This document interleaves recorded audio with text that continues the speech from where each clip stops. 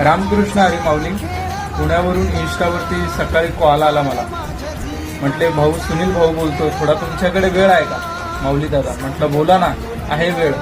जेव्हा मी त्यांना बोला ना बोललो तेव्हा त्यांच्या अंतःकरणाचा डाहो एकदम फुटल्यासारखा हंबरून आलं आणि बोलायला लागले, माऊली दादा, पुण्यामध्ये असतो मी, चांगल्या कंपनीमध्ये परमनंट जॉबला आहे, 60,000 रुपये महिन्याची सॅलरी आहे मला. पुण्यामध्ये 4 BHK स्वतःचा फ्लॅट आहे, सगळं काही सुरळीत आहे. पण दादा ना, गेली 5 ते 6 महिने झाले संसारामध्ये माझं विचित्रच घडतंय. बाहेर जॉबचं टेन्शन, सिनियर लोकांचं टेन्शन आणि घरी गेल्यानंतर इच्छा होते ना घरी जावं, तर असं वाटतं घरचे ज्याच्यासाठी मी करतो ना त्या व्यक्तीनं जवळ घ्यावं, मायेनं बोलावं. पण 6 महिने झाले दादा, माझी बायको माझ्याशी नीट बोलतही नाही आणि नीट वागतही नाही. 6 महिन्यापासून माझ्यासोबत नुसती भांडण, चिडचिड, रागराग करणे, अशी इच्छाही होत नाही घरी जावं म्हणून. काय करणार दादा? गेली 10 दिवस झाले दादा, मी घरातला अन्नाचा कण सुद्धा खाल्लेला नाहीये. म्हटलं असं काय?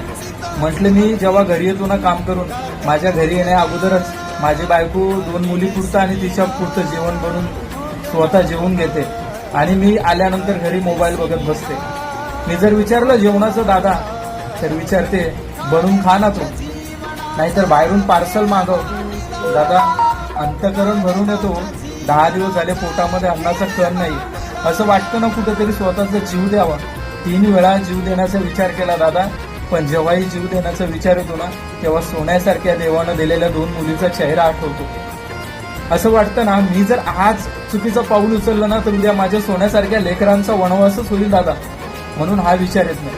पण काल रात्री जेव्हा आईचा फोन आला ना, तेव्हा आई बोलते, अरे सुनील बोल ना, कसा आहेस? काय तू फोन करत नाही, 7-8 दिवस पासून बोलला नाही रे बाळा, काय तब्येत नाही का ठीक? तेव्हा मन गहिवरून आलं. असं वाटलं आईशी बोलावं, आईशी दुःख व्यक्त करावं.